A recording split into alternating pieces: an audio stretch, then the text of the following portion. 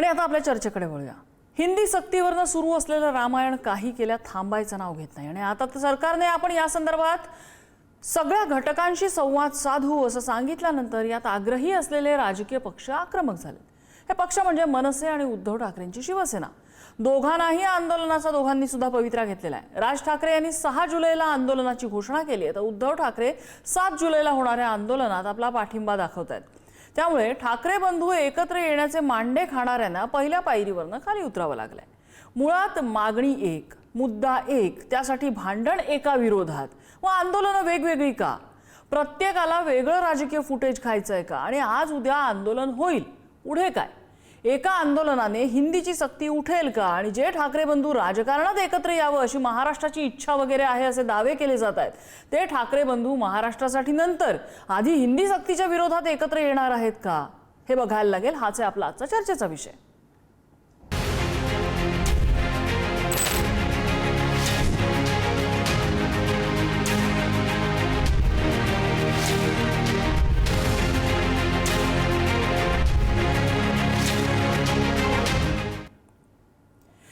आणि याच संदर्भातल्या चर्चेत आपल्यासोबत सहभागी होत आहेत मनसेचे प्रवक्ते अविनाश अभ्यंकर, ठाकरेंच्या शिवसेनेचे राज्य संघटक अखिल चित्रे आपल्यासोबत आहेत आणि मराठी अभ्यास केंद्राचे अध्यक्ष दीपक पवार आपल्यासोबत चर्चेत बोलणार आहेत। आंदोलनाची घोषणाही त्यांनी केलेली आहे। आपण चर्चेला पुढे जाण्यापूर्वी दोन्ही ठाकरे बंधूंचे या आंदोलनांविषयी नेमके विचार काय आहेत ते सुरुवातीला ऐकूया।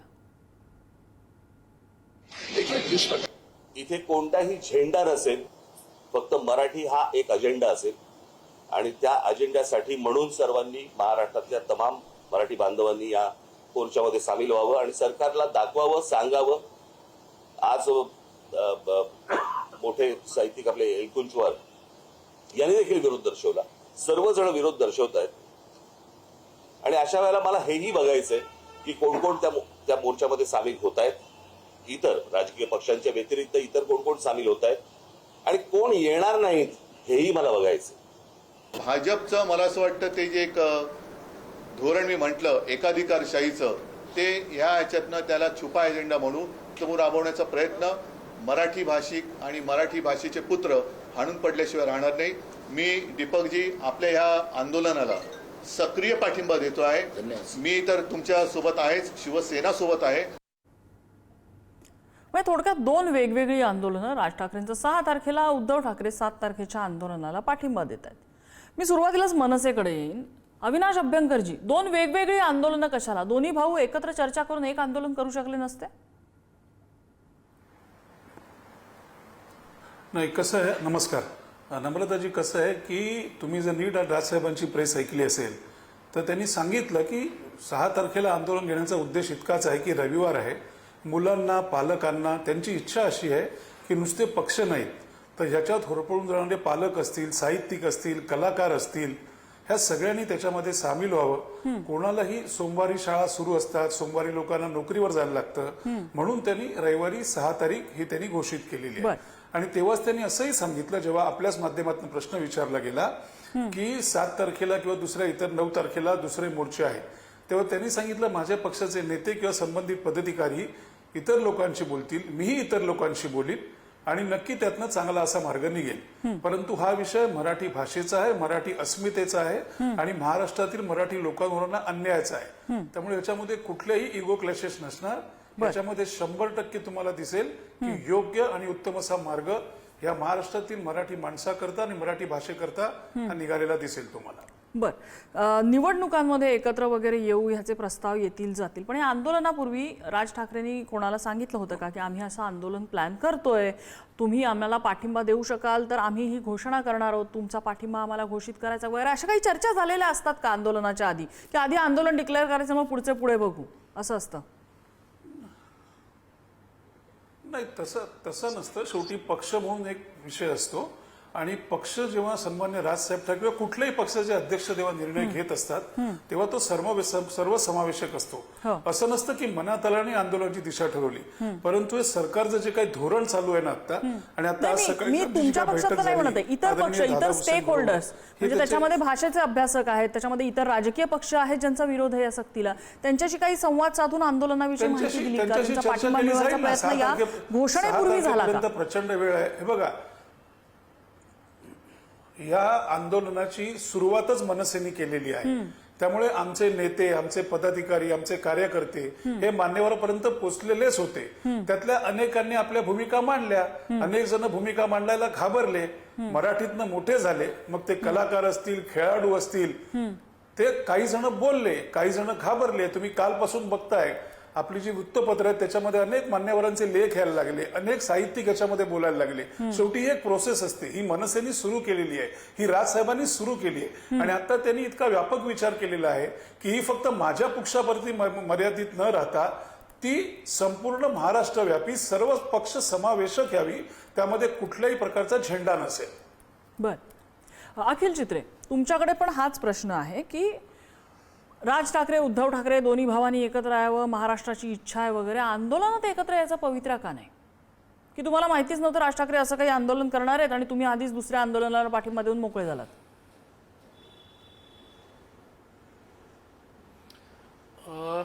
आपल्या माध्यमातून पहिलं मी एक गोष्ट क्लिअर करतो, जे आपल्या प्रश्नातनं मला असं कळतंय, थोडं कन्फ्युजन असं आहे की आज सन्माननीय उद्धवजी ठाकरे साहेबांची प्रेस कॉन्फरन्स जेव्हा सुरू होती, सन्माननीय दीपक पवार साहेब आता इथे आहेत, त्यांच्याबरोबर एक प्रेस कॉन्फरन्स जेव्हा सुरू होती, तिथे आक्रमकपणे मराठीची जी काही गळचेपी या सरकारकडनं सुरू आहे त्याबाबत सन्माननीय उद्धव साहेबांनी त्यांची स्पष्ट आणि आक्रमक भूमिका मांडली.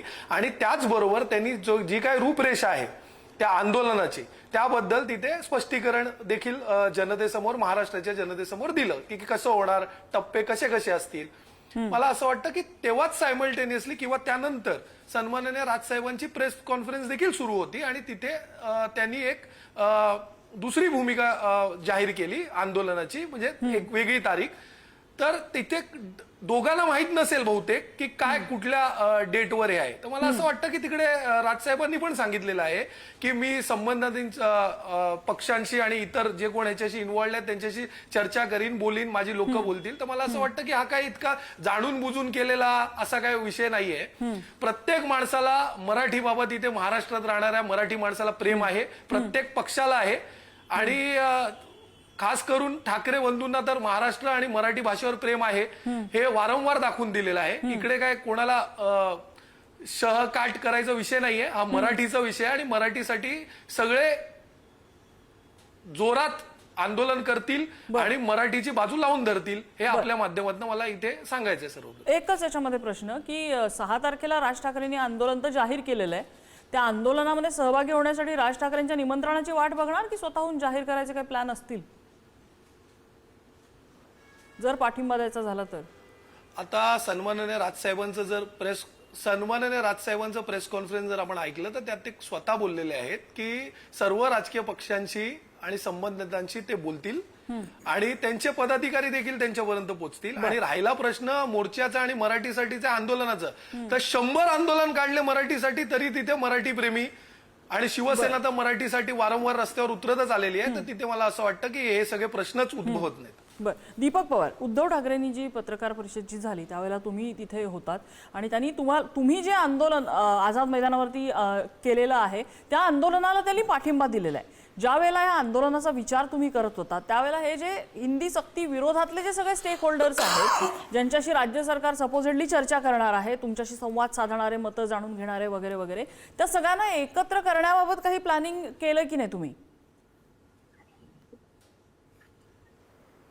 नम्रताने थोडासा घटनाक्रम मी तुम्हाला सांगतो यातल्या काही बाबतीत. म्हणजे 16 एप्रिलचा जो शासन निर्णय आला त्याच्यानंतर जसं नागरी समाजातल्या चळवळींनी ह्या सगळ्या आंदोलनामध्ये सहभाग दिला, तशाच पद्धतीने शिवसेना, मनसे या 2 पक्षांनी पुढाकार घेतला, मार्क्सवादी कम्युनिस्ट पक्षाने घेतला, एका टप्प्यानंतर काँग्रेस राष्ट्रवादीने पण घेतला. त्याच्यानंतर सरकार असं म्हणलं की आम्ही हे स्थगित करू, मग अनिवार्य राहणार नाही वगैरे वगैरे. हे करून झाल्यानंतर ते 17 जूनच्या शासन निर्णयापर्यंत आले. आणि 17 जूनला ज्या वेळेला त्यांनी मध्यरात्री शासन निर्णय काढला त्यावेळेला लोकांच्या मनामध्ये एक प्रकारची फसवणुकीची भावना तयार झाली आणि मग राजकीय पक्ष पण अधिक उमेदीनं त्याच्याबद्दल भांडायला लागले.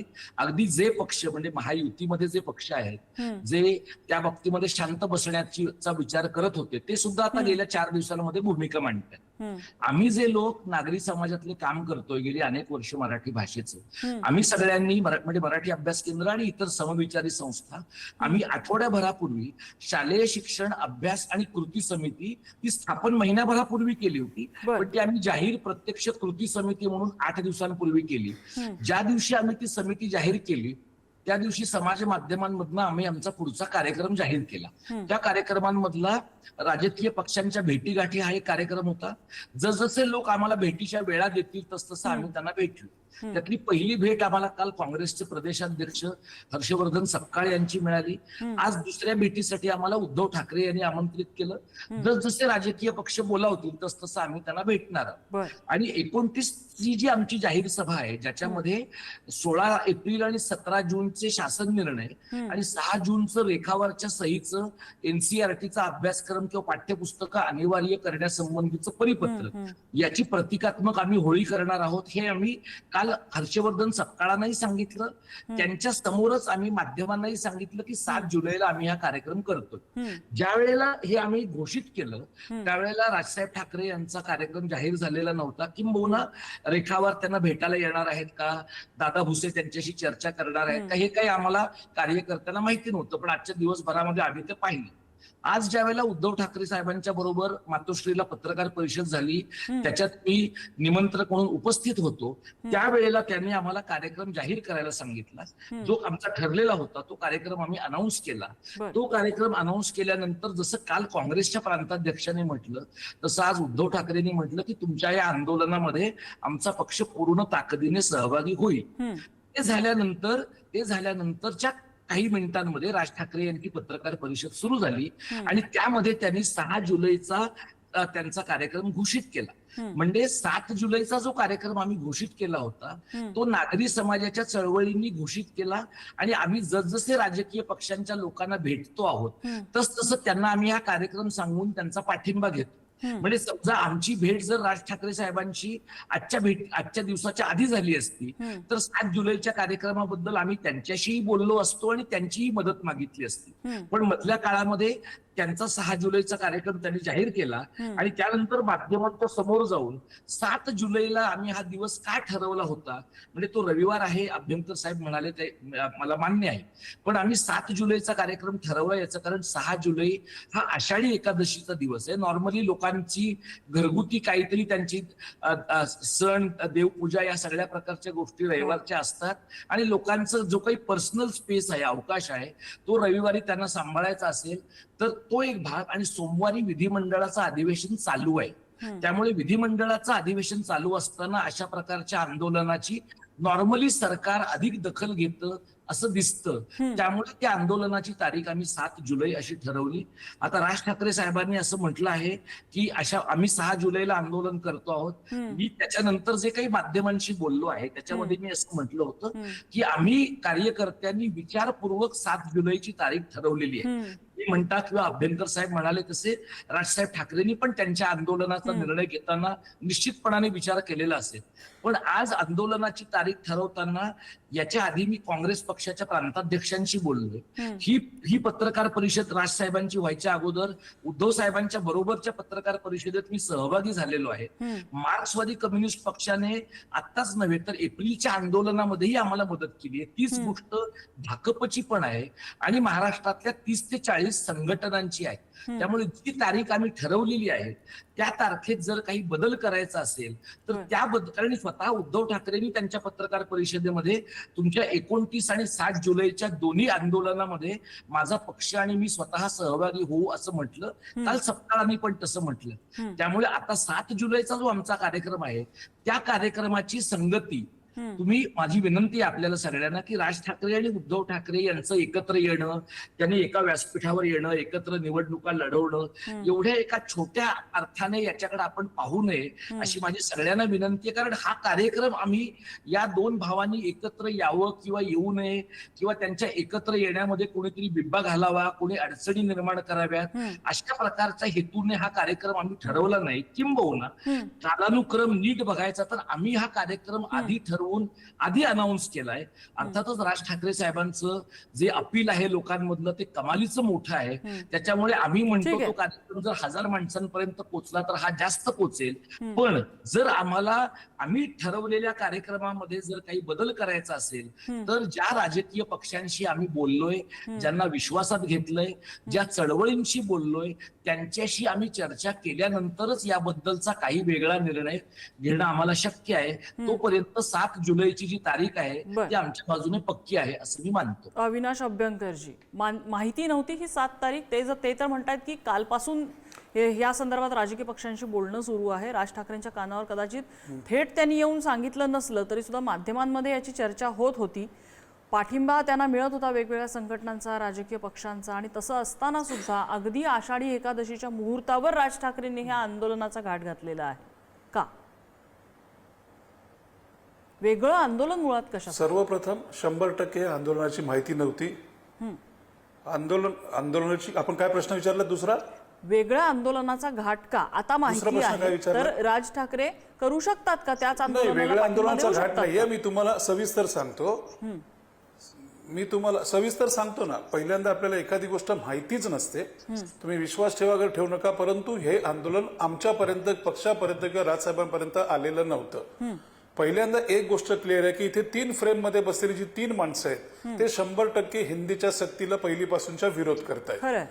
आणि दुसरं, त्या निमित्ताने आषाढी एकादशीला काही सरकारला आम्हाला काही जेरीस धरायचं नाहीये, परंतु मनसेनी आणि राजसाहेबांनी आंदोलन कुठल्याही दिवशी करो, तो रविवार असो, मंत्रालय चालू असो किंवा नसो, परंतु 100% त्या आंदोलनाची दखल आणि त्यावर निर्णय हा घ्यायला लागतो. आमच्यात कुठेतरी कम्युनिकेशन गॅप राहिलेली असेल. हा विषय नम्रताजी आता एवढा मोठा नाहीये. नाही, विषय असा आहे अविनाश की त्यातनं अभ्यंकरजी, मार्ग काढता कम्युनिकेशन येईल. गॅप असू शकेल, 7 ला माहिती नसेल, घ्यायचं हे का 6 सगळं ला मान्य, घ्यायचं. हे सगळं मान्य. पण आषाढी एकादशीच्या दिवशीच का, ज्या दिवशी राज्यभरात अनेक ठिकाणी उत्सव असतात, अनेक विठ्ठल मंदिरांमध्ये मोठ्या काल मोठ्या जत्रा नाही, त्याच्यावर भरतात, अशा राजसाहेबांनी वेळेला सांगितलं, आपली त्यानिमित्ताने- सिक्युरिटी फोर्स, आपले त्यानिमित्ताने आपले पोलीस मुख्यमंत्री फोर्स हे असतात. बरेच खरे तर डेप्युटेशनवर पंढरपूर आणि त्या भागामध्ये असतात. अशा ठिकाणी सुरक्षा लागलेली असते.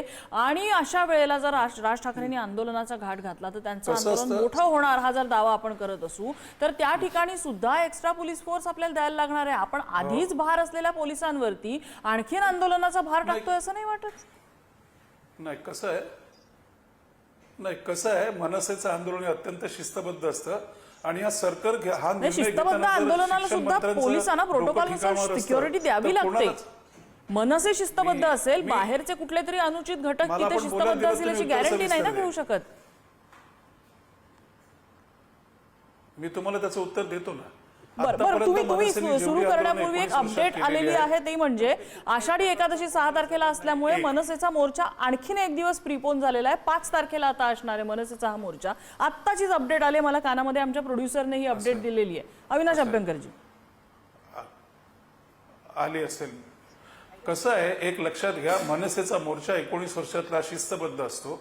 आणि दुसरं कसं आहे, हा निर्णय, हा आत्मघातकी निर्णय जर महाराष्ट्राच्या मान्यवर शिक्षण मंत्र्यांनी घेतला नसता तर इथे बसलेल्या तिघांनाही आंदोलक तुमच्या सकट कोणालाही आपल्याला हा विषयच घ्यायला लागला नसता. नंबर 1. नंबर 2, कोण कुठल्या दिवशी आंदोलन करतोय ह्याच्यापेक्षा हिंदीला, पहिलीपासूनच्या सक्तीला, हा तळागाळापासून, पहिल्यापासून, पालकांपासून, मुख्याध्यापकांपासून, शिक्षकांपासून कशा प्रकारची वाताहत झालेली आहे हे प्रत्येक जण आपापल्या परीने मांडणार आहे. मी पुन्हा तुम्हाला सांगतो, हा कुठल्याही प्रकारचा इगो क्लॅश नाही. कुठेतरी आंदोलन त्यांचं 7 तारखेला ठरलं असेल, 100% उत्तम गोष्ट आहे. उत्तम गोष्ट आहे. मी काय कोट करतोय लक्षात घ्या. उत्तम गोष्ट आहे, त्यांचं कौतुक आहे. ते जरी गोष्ट करत असतील तर चांगली गोष्ट आहे. मराठी करता 2 दिवस नाही, 3 दिवस नाही, परंतु हा GR हद्दपार होईपर्यंत आंदोलन झाली पाहिजेत. आंदोलन करून शांत बसता कामा नये. आंदोलन टोकाला नेऊन हा GR रद्द केला पाहिजे. मी तुम्हाला आता आपली वेगळ्या चर्चा वेगळी चालू आहे. हा मी त्यांच्याकडनं घेतलेला फोल्डर आहे नम्रताताई. हा त्यांच्याकडनं घेतलेला फोल्डर, हे जर वाचाल ना तर तुमच्या तळपायाची आग मस्तकाला जाईल की कशा प्रकारे आपल्याला फसवण्यात आलेलं आहे, कशा प्रकारच्या तासिका ह्यांनी त्याच्यामध्ये निर्माण केलेल्या आहेत. ह्या मी त्यांच्या फोल्डरच्या गोष्टी तुम्हाला सांगतोय. इथे नॅशनल एज्युकेशन हा आता विषय तुम्ही घेतलेला नाहीये, पण तुमच्या तळपायच्या मस्तकाला जाईल की कसं मराठी माणसाला गृहीत धरलंय.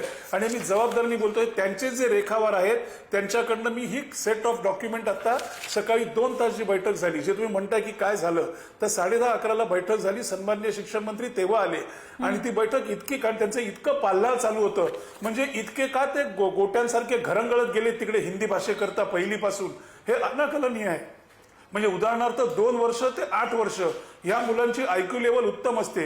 हे कोण मानसोपचार तज्ज्ञ आहेत? आम्हाला दाखवा त्यांची समिती, आम्हाला कळू दे. मला माहिती आहे तुमचा विषय वेगळा आहे. मी उलट इथे बसलेल्या तिघांचंही अभिनंदन करीन आणि इतर पक्षांनाही सांगेन, हे आंदोलन 5, 6 किंवा 7 ठेवू नका. यांनी हा GR परत करेपर्यंत महाराष्ट्राची माफी मागेपर्यंत हे आंदोलन घ्या.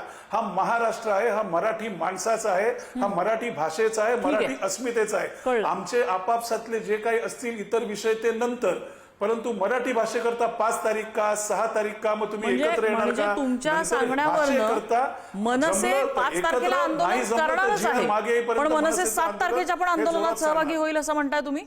100%. आता तो निर्णय सन्मान्य राजसाहेब ठाकरे घेतील, परंतु त्यांचा स्वभाव बघता जिथे जिथे महाराष्ट्राचे, मराठी माणसेचे, मराठी भाषाचे आणि मराठी संस्कृतीचे विषय असतील, तो सुद्धा ते आदेश द्यायला मागे पुढे पाहणार नाहीत. परंतु मला खात्री आहे, जेव्हा 5 तारखेला मनसेचं आंदोलन होईल तेव्हा तुम्हाला दिसेल की 6 आणि 7 तारखेला जे भले ते सगळे चालले असतील, आम्ही त्यांच्या माध्यमातून विठ्ठलाला साकडं घालू की बाबा यांना सुबूत तिथे पूजा करताना की 7ला जेव्हा परत येतील तेव्हा सकाळी पहिल्याच दिवशी सांगतील की बाबा आता आम्ही सगळं मागे घेतोय म्हणून. निदान विठ्ठल त्यांना तेवढी तरी सुबुद्धी देव, एवढीच आमची अपेक्षा आहे. परंतु माझी नम्रताची एवढीच हाच प्रश्न तुम्हाला सुद्धा 7 तारखेच्या आंदोलनाला तुम्ही पाठिंबा दिलेला आहे.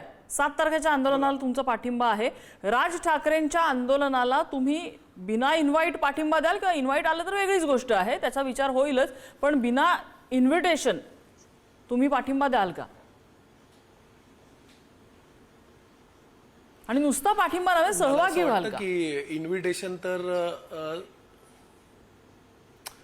त्याच्यात इन्व्हिटेशनचा काय विषय नाहीये, फक्त विषय इतकाच आहे. आता तुमच्या माध्यमातून कळलं की आता 5 तारीख आहे. आम्ही जे काय प्रेस कॉन्फरन्स पाहिली होती त्याच्यात सन्माननीय राजसाहेब 6 तारीख असं बोलले होते. मी माझ्या आधीच बोलताना असं म्हणालो होतो की एक आंदोलन काय 100 आंदोलन जरी करायला लागले तर शिवसेना आणि मराठी माणूस हे मराठी भाषेसाठी आंदोलनात नेहमी सक्रिय राहील. पण हा मोर्चा किंवा हा जो काय आंदोलन आहे, आता त्याबाबत जर सविस्तर माहिती जर पूर्ण मिळाली तर त्याच्यावर निर्णय घेता येईल. आता सन्माननीय राजसाहेबांचं आदरणीय उद्धव ठाकरे साहेब जे आमचे पक्षप्रमुख आहेत त्याच्याशी बोलणं होणार आहे असं ते स्वतः बोलले की सगळ्या पक्षाच्या प्रमुखांची ते बोलतील किंवा इतर पदाधिकाऱ्यांची त्यांची लोक बोलतील. तर आता आपण पाहू की काय कसं होतं. आता तर तुमच्या चॅनलच्या माध्यमातून आता कळतंय की ते 6चं 5 झालं, म्हणून आता हे खूप प्रीमेच्युअर होणार त्याबाबत बोलणं. बर, दीपक पवारजी, हे आंदोलन जे आहे, तारीख कुठची आहे महत्वाचं नाहीये, पण विषय कुठचा आहे हा महत्वाचा आहे. ठीक आहे. दीपक पवारजी, ह्या आंदोलनामध्ये कोण कोण स्टेक होल्डर्स आहेत ज्यांना तुम्ही अप्रोच झालेला आहेत, आणि हे आंदोलन आता तुम्ही जे सांगताय की अधिवेशन आहे, किती तीव्र असेल, सरकारला ऐकावंच लागेल, यासाठी तुम्ही काय काय करणार आहात? असं आहे की आम्ही महाराष्ट्रातल्या सगळ्या राजकीय पक्षांशी औपचारिकरित्या अनौपचारिकरित्या बोलतोय. आणि मी तुमच्याकडच्याही मागच्या एका चर्चेमध्ये म्हटलं होतं की जे लोक विरोधात आहेत आता त्यांच्याशी बोलणं हे खूप नैसर्गिक आहे, पण जे सत्तेत आहेत त्यांच्यातल्याही माणसांशी आम्हाला बोलायचं. आणि ज्यांची आज राज्यामध्ये सर्वाधिक जास्त ताकद आहे त्या भारतीय जनता पक्षामधले जे मराठी धार्जिणे मराठीवादी लोक आहेत, ज्यांना या पद्धतीनं तिसऱ्या भाषेची आणि हिंदीची सक्ती करणं हे अन्यायी आहे असं वाटतंय, त्या सगळ्यांशी आम्ही बोलतोय. आता आमच्याकडचं कार्यकर्त्यांचं जे मनुष्यबळ आहे आणि आमच्यात हे सगळं काम करण्याचा जो काही आवाका आहे तो पाहता प्रत्येक माणसाकडे जाणं, प्रत्येकाशी थेट भेटणं हे दरवेळेला शक्य होतं असं नाही. आम्ही सगळ्यांना भेटीची विचारणा केली. आता असं आहे की त्या वेळेला राजकीय पक्ष नम्रता जेव्हा भाषेच्या चळवळीत काम करणाऱ्या कार्यकर्त्यांना किंवा कुठल्याही चळवळीतल्या कार्यकर्त्यांना बोलावतात, त्यावेळेला आपण एक लक्षात घ्यायला पाहिजे की राजकीय पक्ष म्हणजे काही चॅरिटी ऑर्गनायझेशन नाहीये. त्यांना सत्ताकांक्षा आहे, त्यांना सत्तेच्या लढ्यामध्ये सहभागी व्हायचंय. त्यामुळे आम्ही काल काँग्रेसकडे गेलो, आज उद्धव साहेबांनी आम्हाला बोलावलं. आमची अपेक्षा आहे की शरद पवार साहेबही आम्हाला बोलावतील. पण या सगळ्यामध्ये आमचं असं म्हणणं आहे की हा लढा नागरी समाजातल्या फक्त चळवळींचा नाहीये. समाज माध्यमातनं, टेलिव्हिजन चॅनल्समधनं, युट्यूब सारख्या माध्यमातनं जेवढं लोकांच्या पर्यंत पोहोचवता येईल तेवढं आम्ही पोहोचवलंय. म्हणजे अभ्यंकरांच्या लक्षात येईल की आम्ही करतोय ते बरचसं काम मनसे अधिकृत नावाचं त्यांची जी साईट आहे ती कोट करते किंवा शेअर करते, किंवा मनसे अधिकृत शिवसेनेची वेबसाईट जे करते ते आम्ही शेअर करतोय. म्हणजे त्या प्रकारचं आदान प्रदान आता घडतं आहे. पण आता असं दिसतं की या सरकारला मुळामध्ये एवढं राक्षसी बहुमत मिळाल्यानंतर सारख्या त्यांच्यासारख्या त्यांना किरकोळ जो मुद्दा वाटतो त्या मुद्द्यावरनं आपल्याला कोणी नडेल आणि आपल्या विरुद्ध कोणी जाईल, म्हणजे शिवसेना आणि मनसे मुळात एका वेळेला एक विचार करतील असं त्यांनी गृहीत धरलं नसेल. आणि त्याहीपेक्षा महत्वाचं म्हणजे त्यांच्या दृष्टीनं जी सिव्हिल सोसायटी त्यांनी पूर्ण चिरडून टाकलेली आहे, ती सिव्हिल सोसायटी उभी राहते भाषेच्या मुद्द्यावर, आणि नागरी समाजातल्या चळवळी आणि मराठीवादी पक्ष एकाच वेळेला उभे राहतील, हे त्यांनी रेशीम बागेचा मेसेज घेऊन जेव्हा ही हिंदी सक्ती केली तेव्हा त्यांनी अपेक्षित धरलेलं नसेल. आम्ही एकाच वाक्यात मी तुम्हाला नम्रता आमचा अजेंडा सांगतो. जोपर्यंत हे सरकार निसंदिग्ध शब्दामध्ये कागदावर तिसऱ्या भाषेची सक्ती पूर्ण रद्द करत नाही, म्हणजे अंशतः स्थगित, याला हिंदी नव्हे तर तिसऱ्या भाषेची म्हणताय तुम्ही. बर, तिसऱ्या भाषेची मी यासाठी म्हणतोय कारण तिसऱ्या भाषेच्या सक्तीला सरकारने शॉर्ट फॉर्म म्हणून ते हिंदीची सक्ती म्हणताय.